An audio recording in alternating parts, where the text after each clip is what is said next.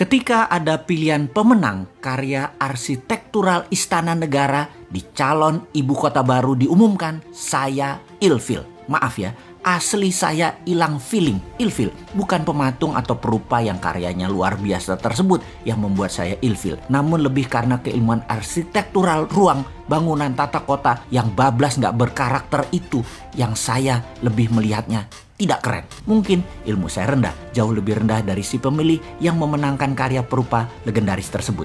Tapi dalam hati saya berkata, toh nanti kalau New Mind menjabat, ibu kota baru nggak akan jadi kenyataan dan pindah ke Penajam tersebut.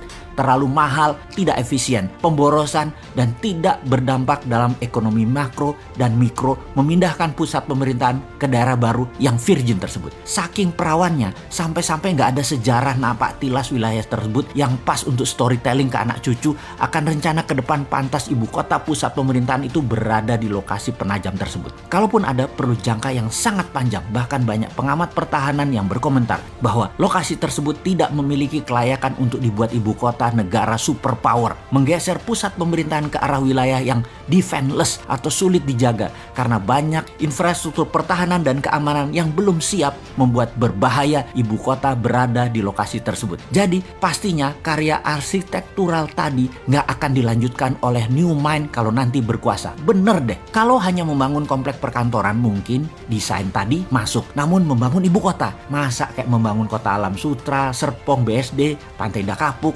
gitu sih modelnya. Membangun pusat pemerintahan itu membangun Wakandanya Black Panther. Sekali lagi, Black Panther ya, bukan Blackpink. Bener deh, kalau New Mind pusat pemerintahan tetap di utara Jakarta, bekas tanah reklamasi. Sekalian buat benteng laut utara Jakarta. 5.000 hektar itu New Wakanda. Full teknologi, full digital, paperless, kontrol satelit, telekomunikasi jalur baru, e-rupiah, digital aset, dan banyak lagi ke depannya yang dunia pemerintahan butuhkan. The real e-government. Masa membangun ibu kota di abad 21 kayak membangun properti perumahan gitu sih? Hanya casing doang.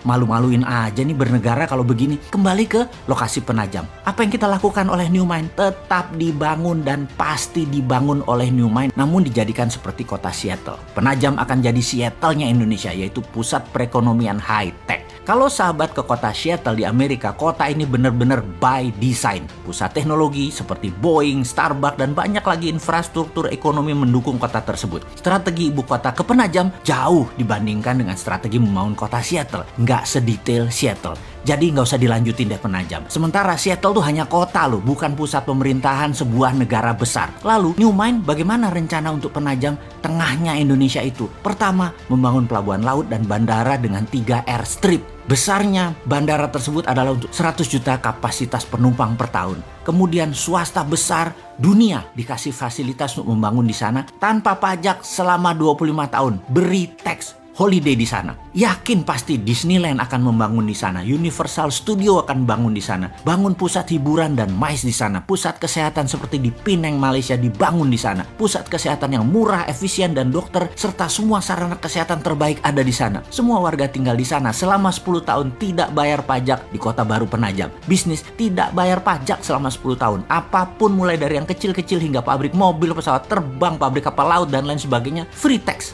Berlaku e-rupiah di Penajam dan pendanaan lewat SWF e-rupiah printing money di Penajam. 2.000 triliun dibanjiri di Penajam dengan e-rupiah setiap tahunnya selama 15 tahun ke depan. Yakin pasti 2 juta populasi akan pindah dalam 5 tahun ini dan 10 juta populasi akan ada di 25 tahun dari sekarang. Indonesia di tahun 2045, Penajam adalah darlingnya Indonesia. Kemudian pusat pemerintahan di Pulau Reklamasi yang sekaligus membangun Great Giant Wall, dam laut untuk menahan banjir Jakarta serta pertahanan laut utara pusat pemerintahan tersebut. Di sana adalah e-government pertama di dunia dan e-rupiah pendanaannya. Aduh, jadi kangen masa depan. 2024 kok masih jauh ya.